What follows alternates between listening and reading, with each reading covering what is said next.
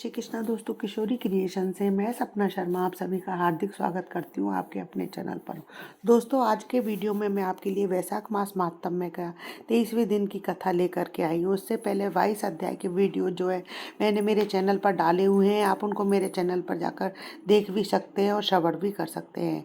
वैशाख मास को जो है माधव मास भी कहते हैं। भगवान विष्णु का प्रिय मास है। वैशाख मास महात्म्य में 25 अध्याय है। मैं प्रतिदिन एक अध्याय आपको सुना रही हूँ। आज मैं आपको वैशाख मास का 23वां अध्याय सुनाऊंगी। वैशाख मास का 23वां अध्याय शुरू करूँ उससे पहले आइए मैं आपको भगवान शिव शंकर की पूजा करते समय बोले जाने वाला मंत्र बताती हूँ। ओम नमः शिवाय। इस मंत्र का अर्थ है मैं भगवान शिव की नमन करती हूँ या करता हूँ। ये भगवान शिव का पंचाक्षरी मंत्र है और यह भगवान शिव का मूल मंत्र भी कहलाता है। मंत्र का श्रद्धा पूर्वक जप करने से सभी संकटों तथा कष्टों से मुक्ति मिलती है तथा जीवन में सर्वोच्च लक्ष्य की भी और मोक्ष की प्राप्ति होती है। ये अब हम आरती के बाद बोले जाने वाले भगवान शिव की स्तुति का गान भी कर लेते हैं। उस मंत्र के बारे में भी मैं आपको बताती हूँ। आरती के बाद बोले जाने वाला मंत्र जो है वो इस प्रकार है। कर्पूर गौरम करुणावतारम संसार सारम भुजगेंद्र हारम सदा वसंतम हृदयारविंदे भवम भवानी सहितम नमामि भवम भवानी सहितम नमामि। मंत्र का अर्थ जो है वो इस प्रकार है। कर्पूर गौरम, ये जो कपूर के समान गौर वर्ण वाले। करुणावतारम, ये जो करुणा के सागर हैं अर्थात जो करुणा का साक्षात अवतार हैं। सार सारम, वे जो संपूर्ण सृष्टि के सार है। भुजगेंद्र हारम, वे जो शापों के राजा को अपने गले में हार के रूप में धारण करते हैं। वसंतम हृदयारविंदे, वे जो मेरे हृदय रूपी कमल में सदा निवास करते हैं। भवानी सहितम नमामि, ऐसे भगवान शिव को मैं देवी भवानी सहित प्रणाम नमन करता हूँ या करती हूँ। पूरे मंत्र का अर्थ जो है वो इस प्रकार है, उसे भी जान लेते हैं। वे जो कपूर के समान गौर वर्ण के हैं, वे जो करुणा के अवतार हैं, वे जो संपूर्ण सृष्टि के सार हैं और वे जो सांपों के राजा को अपने गले में हार के रूप में धारण करते हैं, वे जो सदैव मेरे हृदय रूपी कमल में निवास करते हैं, ऐसे भगवान शिव को मैं माता भवानी सहित प्रणाम करता या करती हूँ। भगवान शिव पंचदेवों में से एक है। इष्ट देव के साथ साथ पंचदेवों की भी पूजा रोज करनी चाहिए। ये जानते हैं वैशाख मास महात्म्य का 23वां अध्याय। इससे पहले 22वें अध्याय में राजा मैथिल ने पूछा इस वैशाख की जो है कौन कौन सी तिथि अत्यंत पुण्यकारिणी है, क्या क्या दान जो है विशेष रूप से उत्तम है, संसार में इन्हें किसने प्रख्यात किया है, सब मुझे कृपा करके बताइए। सुनकर सुतदेव जी कहने लगे कि वैशाख की जो है 30 तिथियां में स्नान, दान,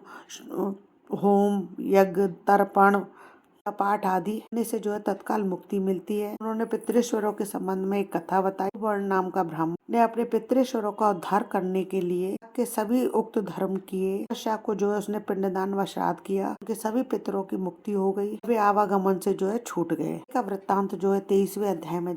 वैशाख मास महात्म्य का 23वां अध्याय। सुतदेव जी बोले अब मैं इस पाप नाशक महात्म्य का वर्णन करता हूँ। माधव मास में शुक्ल पक्ष की अक्षय तृतीया के दिन जो सूर्य उदय में प्रातःकाल स्नान करते हुए संपूर्ण पापों से छूटकर विष्णु लोक को जाते हैं। जो देवता, पितृश्वर और ऋषियों के निमित्त तर्पण कर उसने अपने संपूर्ण वेदादि शास्त्र पढ़ लिए हैं, सब यज्ञ कर लिए और 100 श्राद्ध कर लिए। जो मधुसूदन भगवान का पूजन कर अक्षय तृतीया के दिन कथा सुनते हैं वे मुक्ति पाते हैं।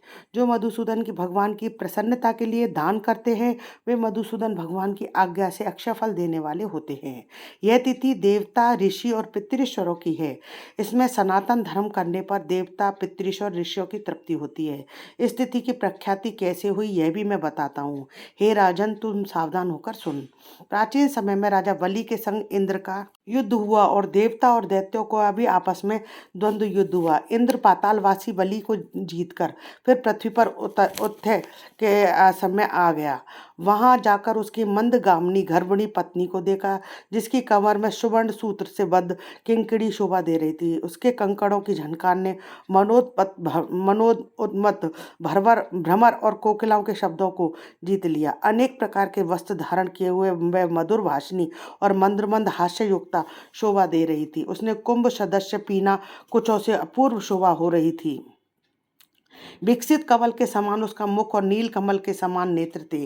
केतकी के उदर के समान पीत और मनोहर गालों वाली परिश्रम से श्वास भरती हुई दीनाक्षी पर्णकोटि की और मुख किए थी। उसे पर्यक पर शयन करती हुई देख इंद्र का मन मोह उत्पन्न हुआ और वह बलपूर्वक पूर्वक उस गर्भिणी स्त्री से भोग करने लगा। तब गर्भस्थ पिंड ने अपने गिरने के भय से दुखी होकर अपने पांव से योनि मार्ग को ढक दिया, जिससे इंद्र का वीर्य पृथ्वी पर ही गिर पड़ा। वत्स शिशु पर इंद्र को महाक्रोध हुआ और उस रोष के मारे तांबे जैसे लाल नेत्र करके शाप दिया कि हे दुर्बुद्धि, तूने पांव से योनि द्वार को रोका है, इसे तू जन्मांध हो। तब दीर्घ मता महापावों से वीर संचालन से जयंत के समान हुआ। इंद्र ऋषि के शाप के भय से शीघ्र ही भागा। उसे भागते हुए देख संपूर्ण शिष्य हंसने लगे। तब वह लज्जा के मारे पहाड़ की कंदरा में जा घुसा और वहां बैठकर उग्र तप करने लगा। जब इंद्र लज्जा के मारे कंदरा में जा घुसा तो राजा बलि और उसके साथी दैत्यगण गुप्त दूतों द्वारा भेद लेकर देवताओं पर आक्रमण करके अमरावतीपुरी दिक्पालों की विभूति और शंबरादि तथा स्वामी रहित देवताओं के राज्य का बलपूर्वक भोग करने लगे। तो अग्नि आदि सब देवता अपने रक्षक को न देखकर बृहस्पति के पास जा इंद्र का वृत्तांत पूछने लगे कि हमारा स्वामी कहाँ है? स्वामी के बिना हमारे राज्य पर दैत्यों ने आक्रमण किया है। हे विभो, बहुत दिन बीत गए, इंद्र क्यों नहीं आते? हे महाराज, हमें बताओ, जहाँ इंद्र हो वही जाकर प्रार्थना करें। इस प्रकार जब देवताओं ने पूछा तब बृहस्पति बोले, रसातल में बलि को जीतकर इंद्र उतथ्य के आश्रम में गया है और वहां जा उतथ्य की स्त्री से बलपूर्वक संभोग किया है। इस पर उसके शिष्यों ने बड़ी निंदा की। इससे लज्जा के मारे वह स्वर्ग में नहीं आया और पर्वत की गुफा में घुस गया। वहां पर सची सहित निवास करता है और अपने किए हुए कर्म पर चिंता कर रहा है। बृहस्पति के ऐसे वाक्यों को सुनकर अग्नि आदि सब देवता इंद्र को ढूंढने और प्रार्थना करने के लिए मेरु पर्वत की कंदरा में पहुंचे। कंदरा में बैठे हुए इंद्र को देख उसके बल वीर्य का प्रकाश करने वाले लोक प्रख्यात स्त्रोतों से उससे प्रसन्न करने लगे। हे इंद्र, हे सब देवताओं के स्वामी, तुमको नमस्कार है। तुम्हारे बिना हमको दैत्यों ने बड़ा क्लेश दिया है, जिससे हम स्थान भ्रष्ट होकर दुख के मारे जगह जगह घूम रहे हैं। अतः तुम चलकर शत्रुओं का दमन करो। ऐसी स्तुति सुन इंद्र गुफा से बाहर आया और लज्जा के मारे नेत्र पृथ्वी और कमर झुकाकर देखने लगा। दुख के मारे कंठ भर आया, जिसके मुख से कुछ भी न कह सका। यह दशा देख बृहस्पति जी बोले, हे इंद्र, तू शंका क्यों करता है? संपूर्ण जगत जो है कर्माधीन है। मान अपमान, सुख दुख, लाभ हानि, हार जीत सब पूर्व जन्मार्जित कर्मों के अनुरोध से होता है। प्राणी कर्मों के अनुसार चलते हैं। देवयोग से काल पाकर दुख अपने आप उपस्थित होता है। बुद्धिमान मनुष्य दुख पड़ने पर कुछ चिंता नहीं करते और सुख से प्रसन्न नहीं होते। इसलिए तुमको यह दुख प्रारब्ध से ही मिला है। हे इंद्र, दुख को पाकर तुम्हें सोच करना उचित नहीं है। गुरु की बात सुन इंद्र ने कहा, हे मानव, पर स्त्री गमन के दोष से मेरा बल, वीर, यश, मंत्र शक्ति, शास्त्र शक्ति, विद्या शक्ति सब नष्ट हो गई है। इन सबको खोकर मैं यहाँ गुप्त निवास कर रहा हूँ। इंद्र की यह बात सुन बृहस्पति सहित सब आपस मैं उसको फिर से बल देने का विचार करने लगे। तब बृहस्पति जी कहने लगे कि सूदन भगवान के प्रिय वैशाख मास में सभी तिथियां बड़ी पुण्य रूप हैं। इसमें शुक्ल पक्ष की अक्षय तृतीया है। जो इस तिथि में श्रद्धा पूर्वक स्नान दान आदि करता है, निस्संदेह उसके सहस्त्रों पाप नष्ट हो जाते हैं तथा बल, वीर और ऐश्वर्य अत्यंत बढ़ते हैं।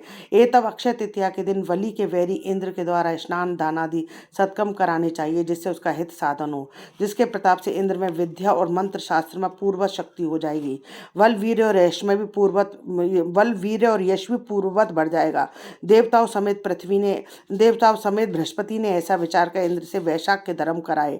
अक्षय तृतीया के दिन भक्ति और मुक्ति देने वाले धर्मों से पूर्ववत बल, वीर आदि बढ़ गए तथा पर्व स्त्री गमन का दोष भी तत्काल नष्ट हो गया। इस कर्म से इंद्र अपने पाप कर्मों से इस प्रकार छूट गया जैसे चंद्रमा राहु से छूटता है, और यह देवताओं के मध्य पूर्ववत शोभा को प्राप्त हुआ है।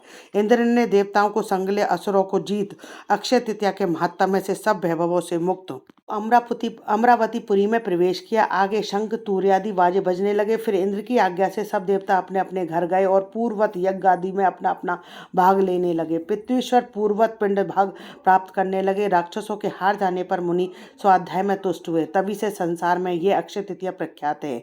यह देवता, ऋषि, पितृगण और सबको संतोष देने वाली है। अतः यह सब कर्मों को काटने वाली, सब गुणों से पुण्यतम है। यह अक्षय तृतीया मनुष्य को भक्ति और मुक्ति देने वाली है। इति श्री वैशाख मास महात्म्य में 23वां अध्याय समाप्तम। दोस्तों, यदि आपको मेरा ये वीडियो पसंद आए तो प्लीज़ मेरे वीडियो को ज़्यादा से ज़्यादा लाइक और शेयर कीजिए अपने फैमिली और फ्रेंड में। यदि आपने अभी तक मेरे चैनल को सब्सक्राइब नहीं किया है तो उसे सब्सक्राइब करना ना भूलें। पास ही में बेल आइकन को दबाएं, जिससे मेरे आने वाले हर नए वीडियो का नोटिफिकेशन जो है आपको मिल जाए। जय श्री कृष्ण दोस्तों।